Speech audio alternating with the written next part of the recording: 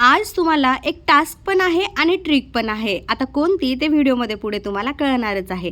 तर hi hello नमस्कार, मी सुजाता मगरे तुम्हा सर्वांचं पुन्हा एकदा स्वागत करते माझ्या यूट्यूबच्या एका नवीन ब्लॉगमध्ये।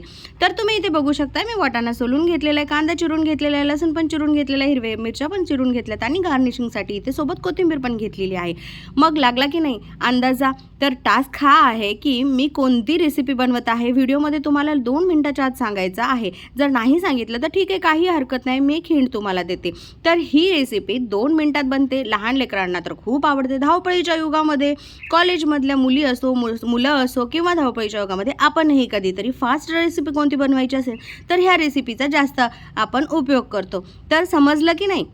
तर मग कमेंट सेक्शनमध्ये लवकर सांगा 2 मिनिटाच्या आत मी कोणती रेसिपी बनवत आहे। तर तुम्ही इथे बघू शकता एक पातेलं घेतलेलं आहे, त्यामध्ये जिरं टाकलं, कांदा टाकला आणि लसूण टाकलं। आता ते छान लाल रंगाचं तांबूस रंगाचं होईपर्यंत याला मी भाजून घेत आहे। आणि तुम्ही बघू शकता आता हे छान तांबूस रंगापर्यंत म्हणजे लालसर झालेलं आहे। त्यानंतर मी यामध्ये टाकलेली आहे हिरवी मिरची। हिरवी मिरची टाकल्याच्या नंतर ती पण थोडीशी भाजू दिली आणि त्यानंतर सोललेला वाटाणा टाकला। आता सोललेला वाटाणाही त्यामध्ये चांगला फ्राय होऊ द्यायचा, कारण नाही तर मग तो कच्चा राहतो। त्यानंतर मी यामध्ये टाकलेलं आहे मीठ आणि आपली थोडीशी रंग येण्यासाठी हळद टाकून घेतलेली आहे। ते पण छान असं परतून घेतलं। परतून घेतल्याच्या नंतर आपल्याला यामध्ये लागलं तेवढं पाणी घालून घ्यायचं आहे। आता तुम्ही बघू शकता आता छान वाटाणा असा शिजत आलेला आहे। वाटाणा शिजल्याच्या नंतर आपल्याला यामध्ये पाणी टाकायचं आहे। आणि खरंच वाटाणा टाकल्याच्या नंतर आजकाल तरी सगळ्या रेसिपी छान अट्रॅक्टिव्ह दिसतात आणि तेवढंच वाटाणा आपल्या पोटात पण जातो। आणि राहिला प्रश्न हिवाळ्यामध्ये मिळण्याचा, आणि हे तर ताजे मिळतात त्यामुळे आपल्याला काही प्रॉब्लेमच नाही। आणि त्यामध्ये आता नंतर मी टाकलेलं आहे लागलं तेवढं पाणी म्हणजे मला इथं भरपूर क्वांटिटीमध्ये बनवायचं होतं, त्यामुळे मी 2-2.5 ग्लास पाणी मी यामध्ये टाकले। त्यानंतर टाकलेला आहे मॅगी मसाला। आलं लक्षात, मी आज बनवत आहे मॅगी, कारण की दवाखान्यातून आल्याच्या नंतर मला एवढं काहीतरी चटपटीत खावं वाटत होतं, त्यामुळे मी मॅगी येतानाच घेऊन आले होते। त्यानंतर मी त्यामध्ये 2 पॅकेट मॅगी टाकलेली आहे आणि कोथिंबीर टाकलेली आहे।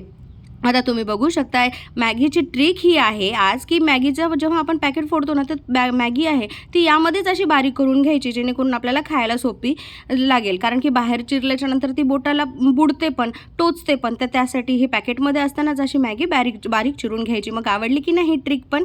तर इथे माझी मॅगी तयार झालेली आहे। मी छान अशा सर्विंग प्लेटमध्ये सर्व करून घेतलेले आहे। किती सुंदर दिसते ना मॅगी, तशीच जशी सुंदर दिसते ना तशीच टेस्टला पण झाली होती बरं का। आता माझ्या इथे माझ्या हेल्पसाठी म्हणजे माझ्या कामामध्ये मदत करण्यासाठी ताई येतात, त्यांना ही मॅगी दिली आणि त्यांनी तर मस्तपैकी डान्स करून ही मॅगी एन्जॉय केली आणि मला कॉम्प्लिमेंट पण दिली। व्हिडिओ आवडला असेल तर लाईक शेअर सबस्क्राईब करा।